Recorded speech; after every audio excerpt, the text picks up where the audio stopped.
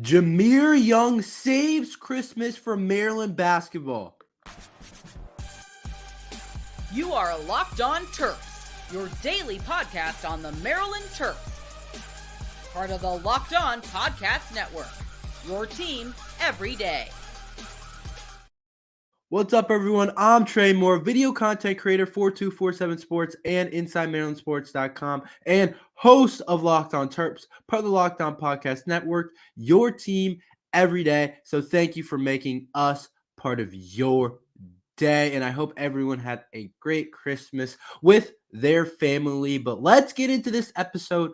Jahmir Young, it's been a couple days ago, but Jahmir Young on Friday against UCLA saved Christmas for all of the Maryland basketball fans, at least for a little bit. He absolutely saved the season almost single-handedly. It's still a team effort overall, but let's be honest. Jahmir Young saved Maryland's basketball season from going into the drain and saying, we don't really have much of a shot later on to get into March.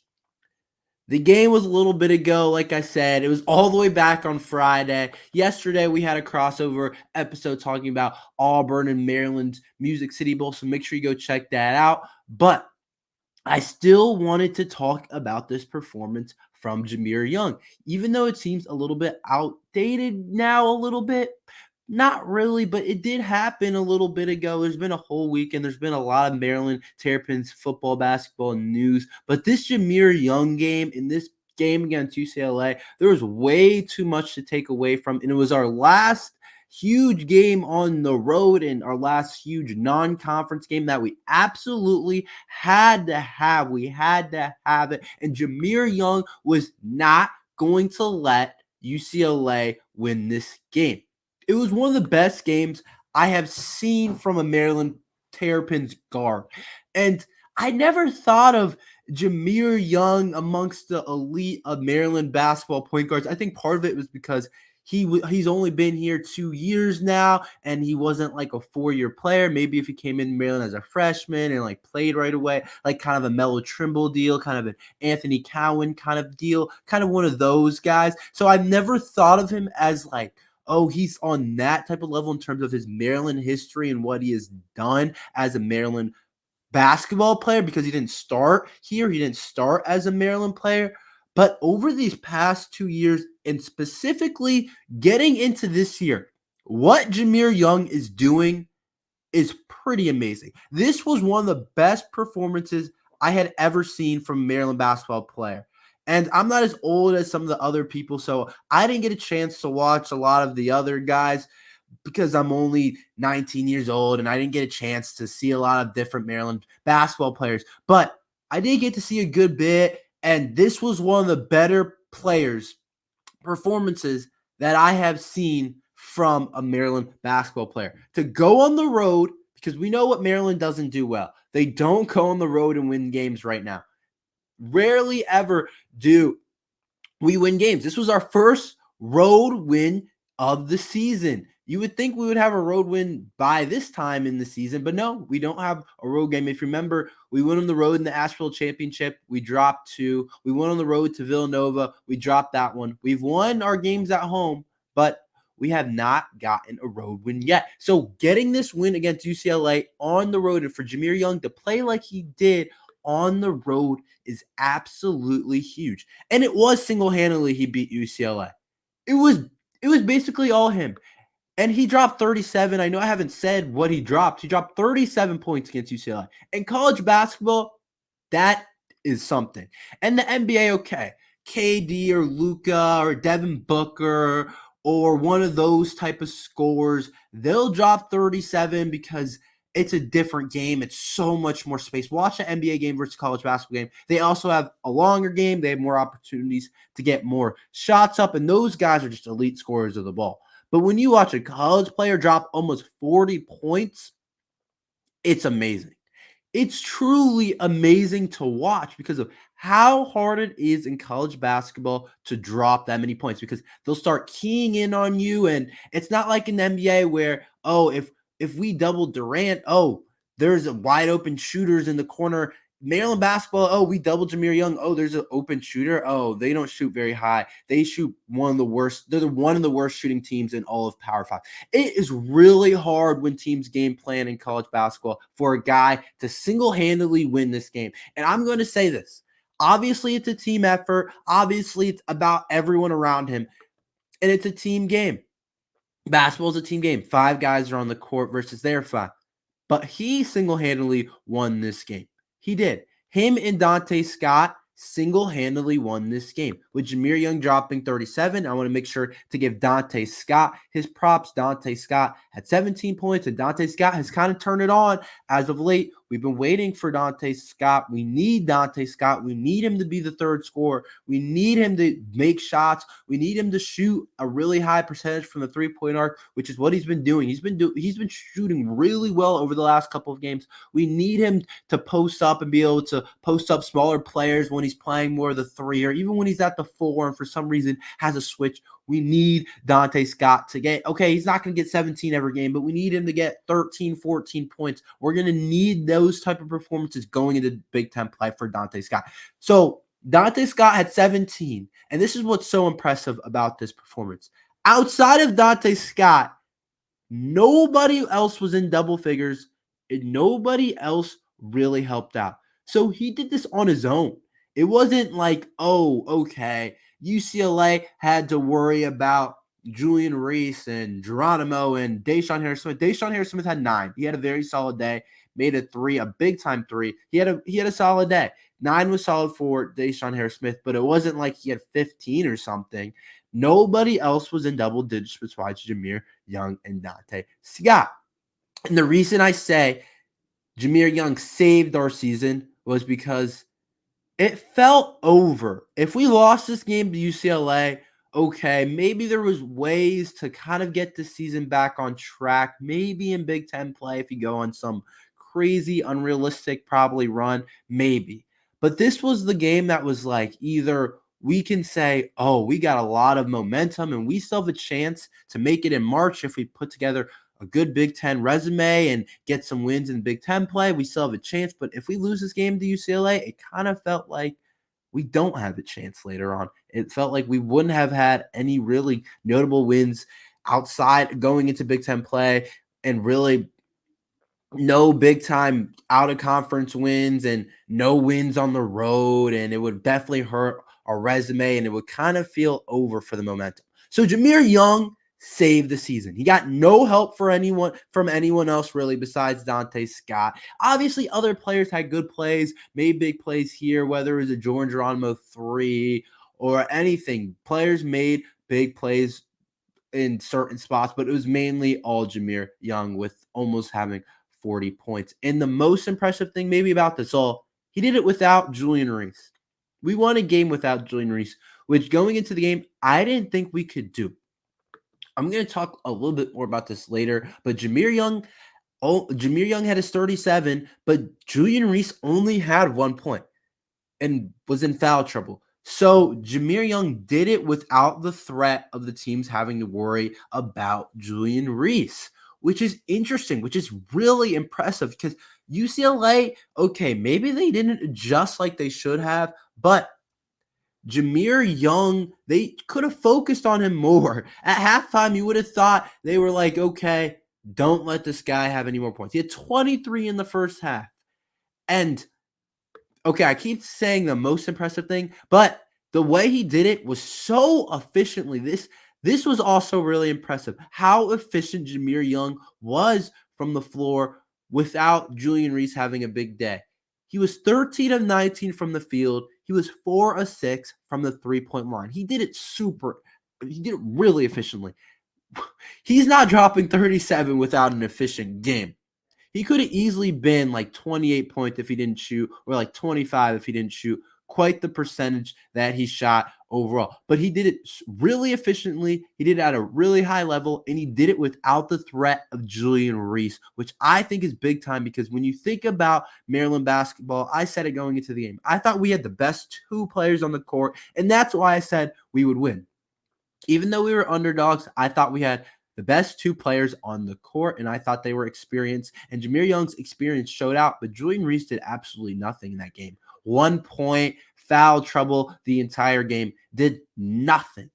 But we had the best player on the court, and he made up. And at one point, he was outscoring UCLA, and he made up for Julian Reese, which is pretty amazing. He made up. Think about it. 19 plus 19, what is that, 38? So he had 37. So usually Julian Reese and Jahmir Young are both hovering around 19, 20 points. So he made up for the lack of performance from Julian Reese. So basically, I kind of think of it as, which is kind of a different ways, he performed as two players, as two star players for the Terps.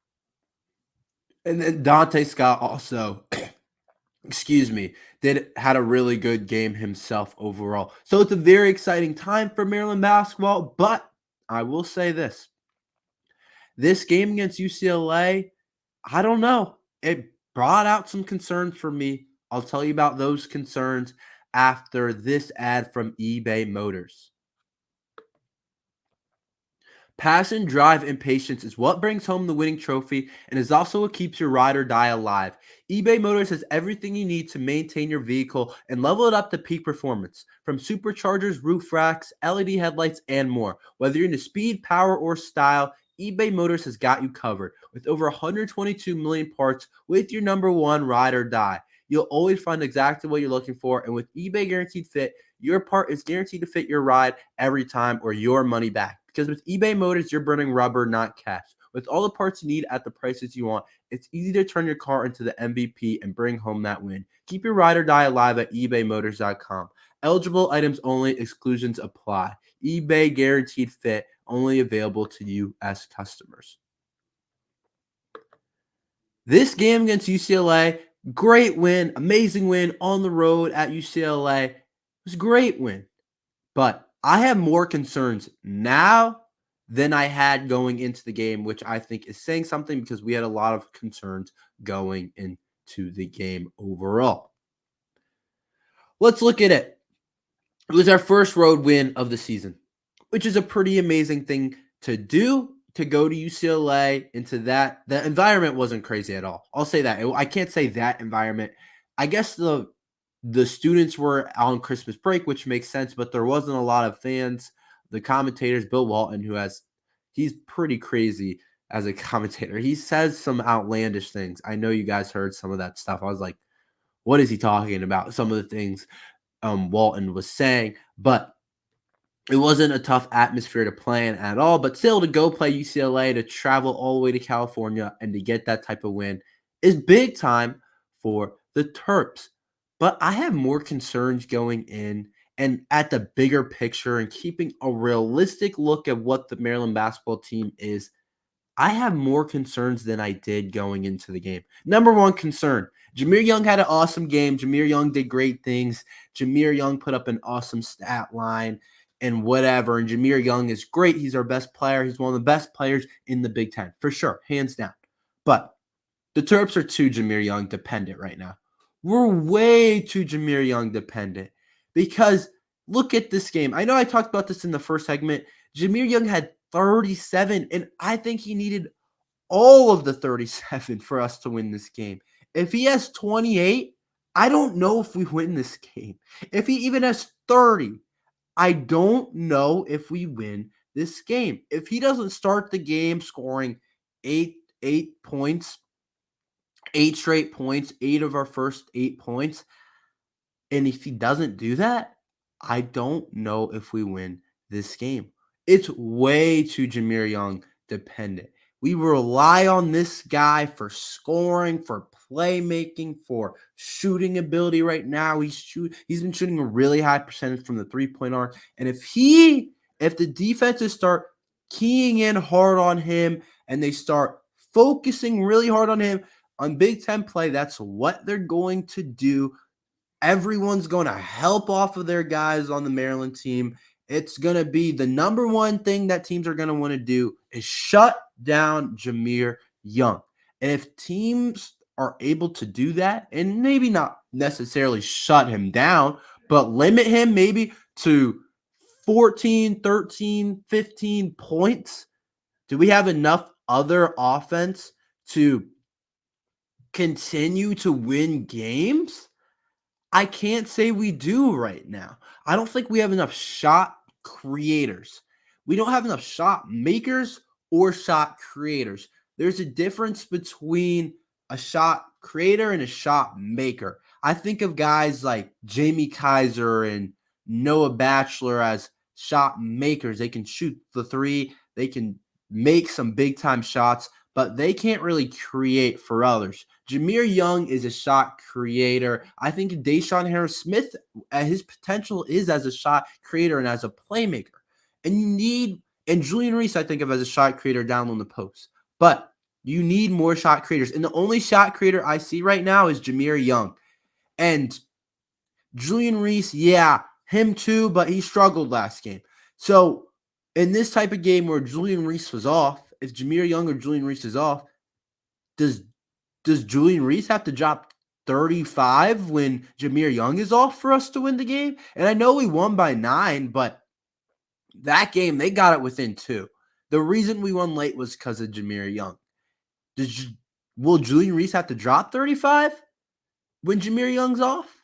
Or will someone else be able to make up for it? That's really my big concern. I don't think we have enough playmakers, guys, that can get shots. That's why I think our offense is struggling, and I see it. When it's not Jahmir Young, okay, maybe Deshaun Harris-Smith once in a while will be able to get to the basket or hit a shot, but I don't see a lot of guys that can create shots for themselves. I don't see a lot of shot creators. And when you get into Big Ten play, when these defenses are going to step up and they're going to know how to slow down Jahmir Young, their best guard defender is going to be on him, and they're really going to key in on this guy. Will other guys be able to create shots for themselves and others? And I haven't seen that. I didn't see that in this game against UCLA. I think we're too Jahmir Young dependent. Also, Julian Reese. That's a concern now. Julian Reese had 1 point. 1 point. I promise you, if Julian Reese has 1 point ever again in a game, we're not winning it. We're not winning the game. This game against UCLA, I don't want to say is lucky, but for Jahmir Young to shoot 13 of 19 from the field, is that going to happen again? No, probably not. That's a really high percentage to shoot from the field. Julian Reese didn't play well, and it felt like UCLA kind of had it covered. They had their really talented sophomore big man on him that's really big and long, and Julian Reese didn't even try to create stuff offensively, it felt like. He only got a couple of post-ups. He only got a couple of looks down low, and I know he was in foul trouble, which is another concern, but Julian Reese didn't even really try to create offense when he was in there. So that's a concern for me going into Big Ten play because, okay, he's been feasting against the UMBCs and the Mount St. Mary's of the world, but is he going to continue to feast against guys that we're about to play going into Big Ten play? I don't know. I didn't see it against UCLA, and those defenders are more similar to what we're going to see. And then the foul trouble. Foul trouble is a concern for Julian Reese and Swat and Rogers. Those guys are getting into foul trouble way too much for our two bigs. Swat and Rogers played like 3 minutes and got in major foul trouble like right away. It was crazy. I was like, what? He just got into the game and he's got like 4 fouls. It didn't make sense a lot, but Julian Reese has to learn how to play without fouling. I think college basketball in general and basketball in general, I think guys can do a better job of playing defense without fouling. It's hard. It's hard to block shots and disrupt stuff without fouling. But Julian Reese has to realize that he is our second best player right now, and we need him down low, and he can't get into foul trouble. But Julian Reese is definitely a concern for me. I think we're way too Jahmir Young dependent, and I don't know what we really have outside of Jahmir Young and Julian Reese when he's on. Okay, Dante Scott has stepped up, but I was just hoping that there was more consistent other players stepping up and we didn't have to depend on our top 2 players so much for scoring. It just seems like it's going to be hard to stay on this path of our best 2 players having to play well. And sure, other guys definitely have the ability to step up, but I just haven't seen much of it. And I go into this game thinking if Julian Reese hits a slump or if Jahmir Young hits a slump, I don't think we have a chance. And I think it's a lot of pressure on those two players to play well. So I have a lot more concerns after this UCLA game. And I know a great performance is a great performance, but those performances are never going to stay consistent. You're never going to continue to drop 37 in a college game or drop 30. It's just not going to really happen. But I know Jahmir Young is going to be able to get us buckets, but who else can do it? I still have a lot of concerns about this Maryland basketball team, and I hope they prove me completely wrong and show that they can score the ball and that Julian Reese, it was just a bad day and they're not too Jahmir Young dependent and other guys can step up. But I haven't seen a lot of it. Let's talk about the Jordan Seaton situation. I'm sure all of you guys know. This will be the last time I probably talk about Jordan Seaton, but Maryland's going to be okay without Seaton. Yes, 5-star, all of that. I thought I came on here and said, and I was being honest. He's going to be an NFL player. He's going to be a really good player. He's a top-notch recruit, top offensive tackle in the country, and I think he's the cream of the crop, the best of the best. And Colorado got a really good player. And who knows what was going on with the situation with Maryland. At one point, he was crystal balled to go to Maryland, but Maryland's okay without him. And I think Jordan Seaton, honestly, I think he's better off at Colorado. And some of you guys might not want to hear that and might say you're wrong. And like I'm supposed to say, okay, Jordan Seaton is better off here because of this, that, and that, because of our coaching staff or because he's close to home. And really, that's the only reason I can come up with is because it's closer to home and it's a chance for him to be play in front of his city and his his family and stuff like that, and the chance to play right away. But he also has a chance to play right away at Colorado. But the reason I think he's better off at Colorado is Jordan Seaton has shown over these last couple of weeks and couple of days in this whole recruiting situation and signing day, basically that like I don't want to say he needs a lot of attention, but he likes to be in the spotlight. He likes to be in front of the cameras and he likes to draw a lot of attention. I think that's pretty obvious statement after what we watched over these last couple of days and with him posting with the Coach Loxley and Rakeem Jarrett stuff, him waiting to sign and all this different stuff. And then him going on those shows like Undisputed and getting on the Rich Eisen show and where he showed that he was committed to Colorado on those shows, to get on those Fox shows and do all that kind of stuff, and to be active on Twitter and Instagram. And he was the most talked about recruit over these last couple of weeks, it seemed like. He needed to be in the spotlight. He draws the lights. He draws the cameras.